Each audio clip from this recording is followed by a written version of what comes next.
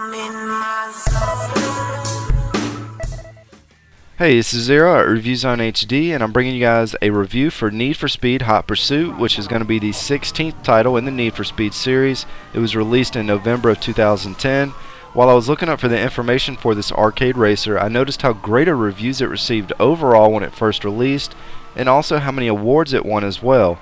This is a blockbuster title that may not have been given the proper attention it deserved when it originally came out, and I'll admit I had this game sitting on my desk for over a couple weeks before I finally tested it out, and now that I've had some solid time with this racer, I can tell you I was not only completely blown away and surprised, it's the one game that I really want to continue playing even once I finish covering all these other racing titles. With that said, let's go ahead and get into the review.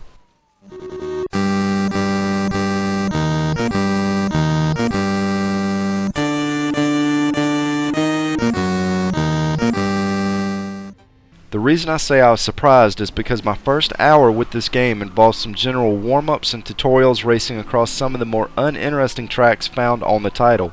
But once I got a little deeper in and saw the beaches, saw the extremely detailed mountains in the background, watched the nighttime clouds light up with lightning flashes, I really began to appreciate the amount of time and detail found in this game. The tracks overall aren't the most creative, usually just running in straight lines, with mostly bends and slight turns across most of the track, with the occasional sharp turn once or twice a race. And starting off on the game, it can be tough to realize what lies ahead because of this. But once you actually start unlocking the faster cars and get into some of the more intense races with multiple other cars, the police pursuits against 6 racers, it becomes clear why the tracks were designed this way. The goal here is to go as fast as possible for as long as possible and take out anything and everything that gets in your way, and it's an absolute blast doing so. The lighting effects such as the police sirens at night and the use of the headlights are truly impressive and very well could be the best use of lighting I've seen in a racer to date.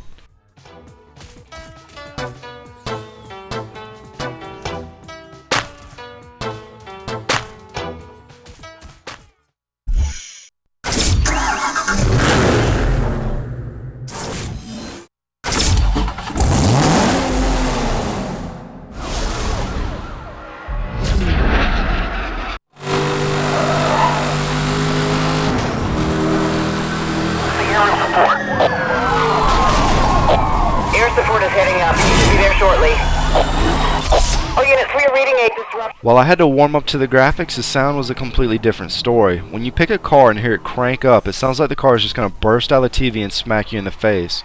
To describe the sound effects as being beastly would be putting it lightly. The cars just sound mean on here, and the music is up to par as well. If for some reason you don't like the in-game music, it does feature the ability to use your own custom soundtrack off the PS3, and I can't tell you how much of a difference this makes in my own enjoyment when playing any title. The game also features the ability to change songs as you're racing, which is conveniently the L1 button on the PS3, so that it's easy to still pay attention to what's going on as you shuffle through your own collection of songs.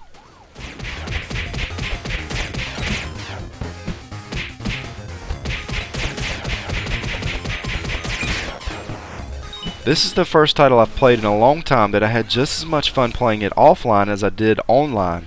Now if you're like me and you plan on playing the game more casually and you're not going to be putting in hundreds of hours into the title, you can still have an absolute ton of fun online.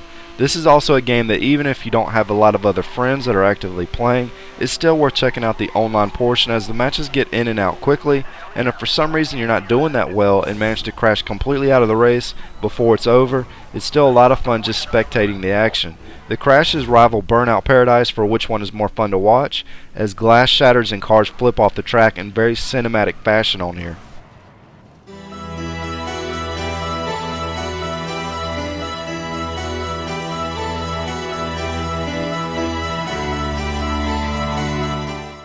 If you can't tell by now, I absolutely loved this game after I spent some time with it. It's awesome, there's no other way to put it.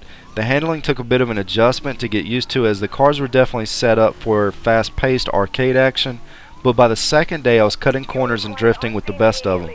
This title definitely has a bit of a slow start, and some things that will require a little patience in getting used to, but once you get a couple hours in, it's hard to find much to complain about.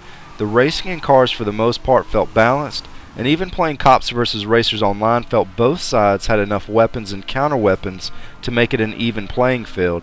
The career mode is definitely challenging as well, as I spent most of my time obtaining more silver and bronze than I did gold, so going back to the older missions with a faster car seems to be the way to go on here. The game currently holds a Metacritic score of 89, which puts it well above most of the titles I've covered during Race Week, and I'll have to agree it's a step above the competition. I would highly recommend this title if you're looking for an arcade racer to play through offline or online. Anyways, this is Zero at ReviewZoneHD, and thanks for stopping by.